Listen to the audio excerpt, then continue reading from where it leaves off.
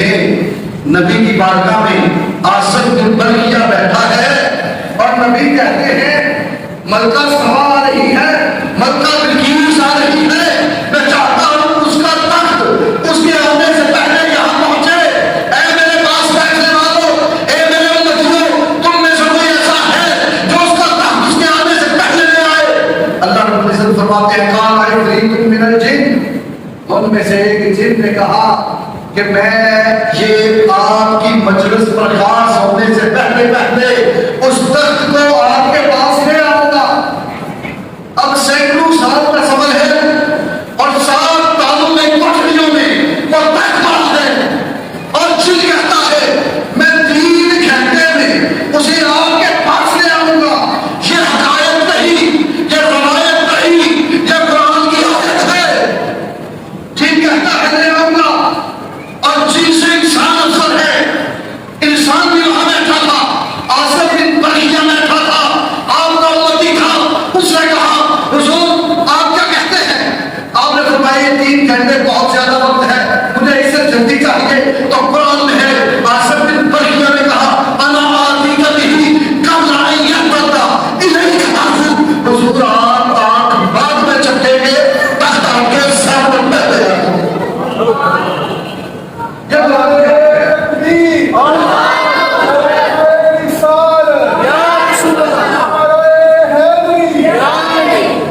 نے جو لفظ بیان کیا وہ کیا ہے؟ آصف بن برقیہ نے انا آتیک بہ، میں لے کر آؤں گا سے آپ کے پاس۔ اب جو لے کر آتا ہے وہ پہلے جاتا ہے پھر آتا ہے، سمجھ گئے کہ یہ عقل ہونی چاہیے۔ میں لے کر آؤں گا، میں منگواؤں گا نہیں، میں بلاؤں گا نہیں، آتیک بہ، میں لے کر آؤں گا۔ کب؟ این یلتفت الیک طرفک، آپ کی آنکھ چمکنے سے بھی پہلے۔ آپ نے کہا لاؤ پھر، لاؤ پھر، آپ نے ابھی آنکھ نہیں چمکی، تخت سامنے پہنچ سکتا۔ اور آصف بن برقیہ نے جو کہا میں جاؤں گا بھی لاؤں گا بھی اور آنکھ جھپکنے سے پہلے یہ تو ہوگا، وہ گئے بھی، وہ آئے بھی، لیکن ایک لمحہ بھی نہیں لگا۔ انہوں نے دیکھا اور پھر لائے۔ اگر بنی اسرائیل کا بنی یہ عمل کرے تو کوئی بدعت کا، شرک کا، جھوٹ کا فتویٰ نہیں نکالتا۔ اور اگر امت مسلمہ سے، حضور کی اولاد میں سے، حضور کی آل میں سے حضرت طہائی اجمیری لاہور میں کھڑے ہو کر کعبہ دکھاتے تو بد تکبیر گاتے ہیں، کہتے ہو نہیں سکتا۔ تمہارا علم اگر جواب دیتا ہے تو دے، تمہاری عقل جواب دیتی ہے تو دے جائے۔ تمہاری عقل چھوٹی ہے، تمہارا علم چھوٹا ہے، اللہ رب العزت کی قدرت بڑی ہے، اللہ کر سکتا ہے۔ ایک بات اور کر دوں، آج یہ زمانہ جو ہے نا، یہ سارے کا سارا زمانہ قیامت تک حضور کا ہے، سارے کا سارا زمانہ حضور کا ہے۔ اور اس زمانے میں جتنی بھی ترقی کرنی ہے، جس عروج تک بھی پہنچنا ہے، جس بلندی اور مقام تک اس زمانے میں پڑھے لکھے سائنسدان روحانی طاقت والے پہنچیں گے، سب سے زیادہ علم میرے حضور کے پاس ہے۔ اور حضور صلی اللہ علیہ وسلم کی نسبت سے، حضور صلی اللہ علیہ وسلم کی برکت سے، حضور کے معجزے کی برکت سے ولیوں کو جو ملے گا وہ کرامت ملے گی، کیونکہ ولی کی کرامت نبی کے معجزے کے تحت ہوتی ہے۔ اب یہ زمانہ حضور کا ہے اور اس زمانے میں اتنی ترقی کرتی ہے کہ آپ یہاں بیٹھ کر اپنے موبائل میں ابھی لائیو بٹن دبائے، ٹچ کرے یا منہ سے بولے، وائس بولے، اسی وقت آپ کے یوٹیوب پر، فیس بک پر آپ اسے کہیں گے کہ لائیو کعبہ دکھاؤ،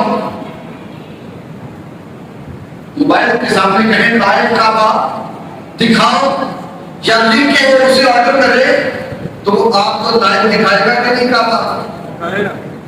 یہاں بیٹھ کر آپ لائیو کعبہ اپنے موبائل سے دیکھ رہے ہیں اور آپ موبائل کو کہتے ہیں، موبائل اسی وقت آپ کو دکھاتا ہے، کوئی اس کا انکار کر سکتا ہے؟ کرو، گلے کوئی کر سکتا ہے؟ یہاں بیٹھ کر آپ کا کوئی بھائی، آپ کا دوست مکے میں ہو، آپ ایک منٹ میں ویڈیو کال لگائے اور یہاں بیٹھ کر اپنا بھائی مجھے دکھا سکتے ہیں کہ نہیں؟